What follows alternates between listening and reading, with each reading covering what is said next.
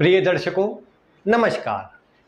आज मैं आपको बताऊंगा कि आप अपनी कुंडली के पंचम भाव और पंचमेश की स्थिति को देख करके किस प्रकार यह जान सकते हैं कि पूर्व जन्म की किस स्थिति के कारण आपके पंचम भाव के स्वामी विभिन्न भावों में बैठे हुए हैं।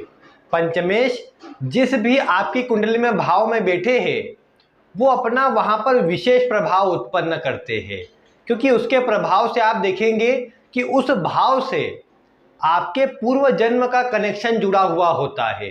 और इस जन्म में भी जिस भी भाव में पंचमेश बैठेंगे उस भाव में शुरुआती समय में आपको परेशानी आएंगी, लेकिन अंत में जाकर के आप देख पाएंगे कि उस भाव से आपको विशेष शुभ फलों की प्राप्ति होगी। मैं आपको एक एक करके विभिन्न भावों में पंचमेश के बैठने पर बताता हूं क्या परिणाम मिलेगा, लेकिन उससे पूर्व आपको ये बात का ध्यान अवश्य रखना है कि पंचमेश जिस भी भाव में बैठे हैं आपको ये भी ध्यान रखते चलना है कि वो मजबूत है या कमजोर है। इससे पूर्व की वीडियो में मैंने आपको बताया था कि किस प्रकार कुंडली के पंचम भाव से पूर्व जन्म का विचार किया जाता है, और उस वीडियो के अनुसार ही जैसा मैंने आपको कहा था कि पंचम भाव के स्वामी जिस भाव में बैठेंगे उससे भी पूर्व जन्म का कनेक्शन होता है। आप उस पहले की वीडियो को भी देख लीजिएगा। आज मैं आपको पंचमेश की विभिन्न भाव में स्थिति के आधार पर बताने वाला हूं। सबसे पहले अगर देखें तो पंचम भाव आप ये जानते हैं कुंडली के त्रिकोण का स्वामी पंचम भाव का स्वामी कहलाता है, यानी पंचम भाव त्रिकोण का भाव होता है।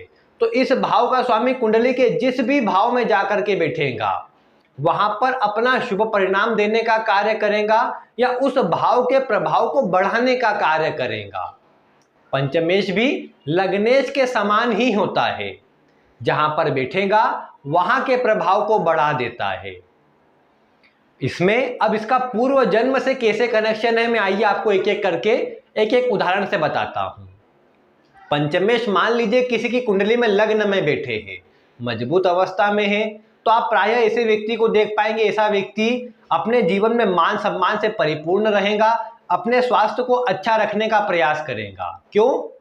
क्योंकि पंचमेश जो बुद्धि के कारक ग्रह है वो उसके लग्न में बैठे हैं। तो ऐसा व्यक्ति अपने मान सम्मान को बढ़ाने के लिए अपनी बुद्धि लगाएगा और अपने स्वास्थ्य को अच्छा रखने के लिए, अपने शारीरिक बनावट को अच्छा दिखाने के लिए अपनी बुद्धि का प्रयोग करेगा। और पूर्व जन्म से इसका कनेक्शन देखें तो ये पंचमेश लग्न में जाकर के बैठे हैं, तो ये यही बताते हैं कि कहीं ना कहीं पूर्व जन्म में यहाँ पर जो एक स्थिति कही जा सकती है व्यक्ति के स्वास्थ्य की, या पंचमेश जिस भाव में बैठेंगे उससे आपको जोड़ना है। जैसे यहाँ लग्न में है तो व्यक्ति के लग्न की स्थिति या व्यक्ति को मान सम्मान जो मिलना चाहिए उसमें कहीं ना कहीं थोड़ी कमी रही है। इसीलिए ऐसे व्यक्ति की जो वो अधूरी इच्छा थी मान सम्मान की, उसे ऐसा व्यक्ति इस जन्म में पूरी करेगा, लेकिन वह भी आसानी से प्राप्त नहीं होगी। जो व्यक्ति को मान सम्मान है वो मान सम्मान इस जन्म में भी आसानी से प्राप्त नहीं होगा। शुरुआती समय में ऐसे व्यक्ति को अधिक अपनी बुद्धि का प्रयोग करना पड़ेगा, अधिक मेहनत करनी पड़ेगी, तब जाकर के ऐसे व्यक्ति को मान सम्मान की प्राप्ति होगी। और अपने स्वास्थ्य को अच्छा रखने के लिए भी यही बात लागू होगी कि ऐसा व्यक्ति अपने स्वास्थ्य को अच्छा रखना चाहे तो उसके लिए जितना अपनी बुद्धि का प्रयोग करेगा उतना अधिक अच्छा रहेगा। इसी प्रकार ये पंचमेश दूसरे भाव में बैठे हो, दूसरा भाव व्यक्ति के संचित धन को बताते हैं, दूसरा भाव कुटुंब को बताता है। तो ऐसे में देखने को मिला है कि ऐसे व्यक्ति को शुरुआती जीवन में धन संचयन में विशेष परेशानी का सामना करना पड़ता है।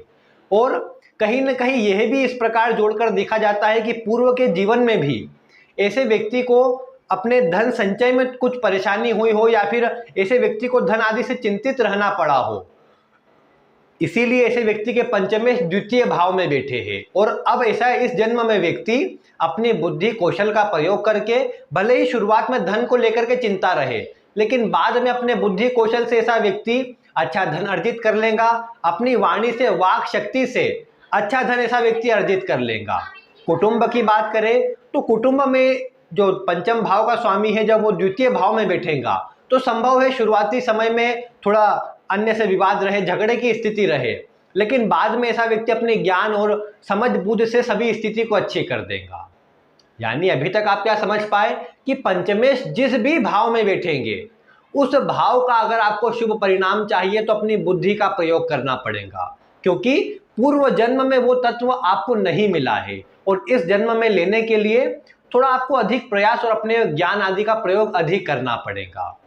इसके ठीक विपरीत आप जानते हैं कि जहां पर भी आपके भाग्य भाव के स्वामी बैठते हैं, वो भाव में जो भी परिणाम बनता है वो आपको स्वतः ही मिल जाता है। वहां पर आपका भाग्य स्वतः आपके साथ कार्य करता है, आपको सफलता दिलाता है। लेकिन पंचम भाव के साथ ऐसा नहीं है। नवम भाव तो आपके पूर्ण कर्म है, आपका भाग्य जहां बैठा है वहां आपके कर्म पूर्ण हो चुके हैं, इसलिए उसकी प्राप्ति आपको सहजता से हो जाती है। लेकिन पंचमेश जहां पर बैठेंगे वहां का परिणाम लेने के लिए बुद्धि का उपयोग अधिक करना पड़ेगा। इसी प्रकार तीसरे भाव को भी देख सकते हैं कि ऐसे व्यक्ति को हो सकता है अपने शुरुआती जीवन में भाई बहनों से संबंधों में विशेष परेशानी रहे, और तीसरे भाव से लर्निंग को भी, शुरुआती लर्निंग को भी देखा जाता है, शिक्षा आदि में भी शुरुआती जीवन में परेशानी हो, लेकिन ऐसा व्यक्ति फिर मैनेजमेंट करे, अपने बुद्धि का प्रयोग करे और सफलता प्राप्त कर ले। ये बात भी देखते हैं तीसरे भाव से कि ऐसा व्यक्ति कितना अधिक अपने दस्तावेजों को कितना अधिक संभाल करके रखता है, कितना अधिक सही स्थान पर रखता है। बैंक आदि से जुड़े हुए कार्यों को भी तीसरे भाव से देखा जाता है। तो इसलिए ऐसा व्यक्ति किस प्रकार अपनी बुद्धि का प्रयोग करके उन कार्यों को अच्छा करता है, यही ऐसे व्यक्ति को पूर्व जन्म की स्थिति उसके जीवन में आगे बढ़ते हुए बताती रहती है। जैसे जैसे ऐसा व्यक्ति आगे बढ़ता है, ये देखने को मिलता है कि ऐसा व्यक्ति अपने बुद्धि कौशल से अपने कार्यों का मैनेजमेंट बहुत अच्छी तरह करता है, और विशेषकर धन का मैनेजमेंट ऐसा व्यक्ति बहुत ही अच्छी तरह कर पाता है।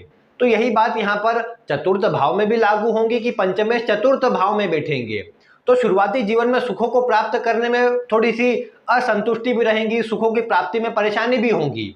लेकिन बाद में ऐसा व्यक्ति अपनी बुद्धि कौशल से कुछ दिमाग लगाएगा, कुछ अपने विवेक का उपयोग करेगा, तो कहीं ना कहीं उसकी परेशानियों का हल भी निकल आएगा और ऐसा व्यक्ति अपने जीवन में सुख को भी प्राप्त कर पाएगा। अब इसमें भी आप देखते जाइए पंचमेश किस अवस्था में है, शुभ अवस्था में है या अशुभ अवस्था में है, मजबूत है या कमजोर है। अगर मजबूत अवस्था में बैठा है तो जल्दी ही आपने सोचा और आपका कार्य बन जाएगा।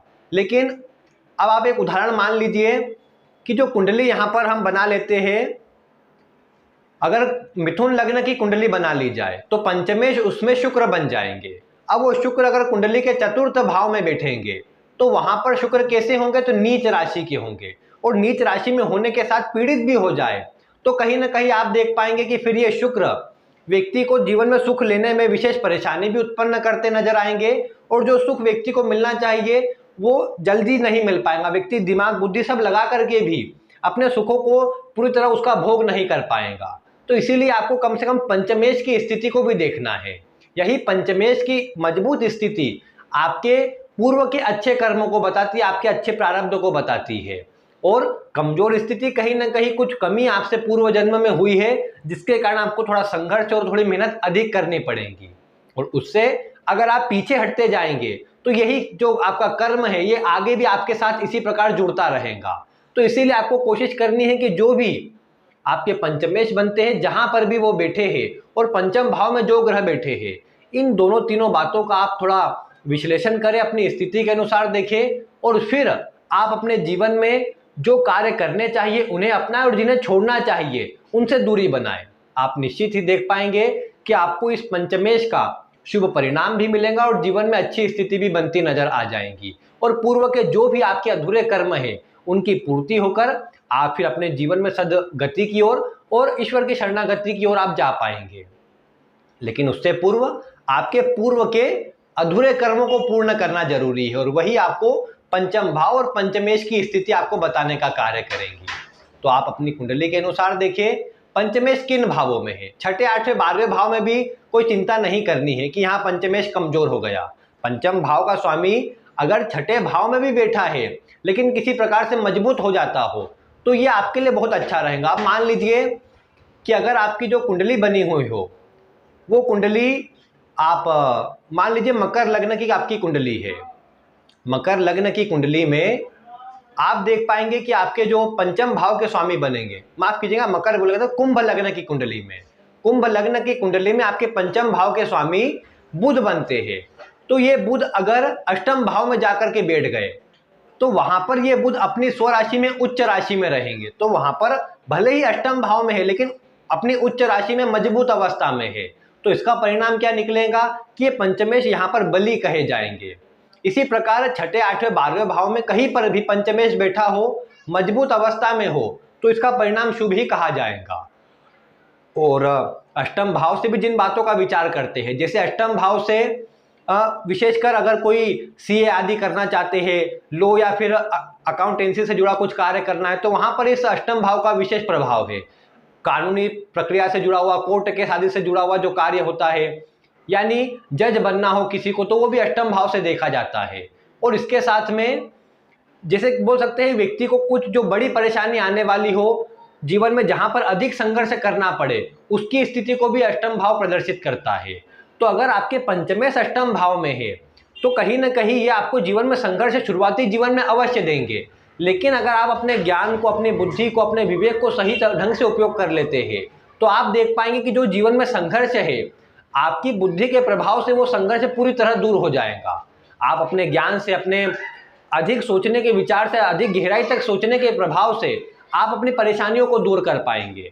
इसी प्रकार देखिए आपके पंचमेश कहाँ पर बैठे हैं, कितने मजबूत है और पंचम भाव की स्थिति कैसी है, इन सबका आप विचार कीजिए और फिर आप देखिए कि पूर्व जन्म का आपके लिए कैसा प्रभाव निकल के आता है और आप अपने किस कर्मों को ठीक करके अपने पूर्व जन्म से शुभ परिणाम ले सकते हैं और अपनी पुरानी इच्छाओं को पूर्ण करके आगे अपने जीवन में सभी प्रकार के शुभ कर्मों को कर सकते हैं।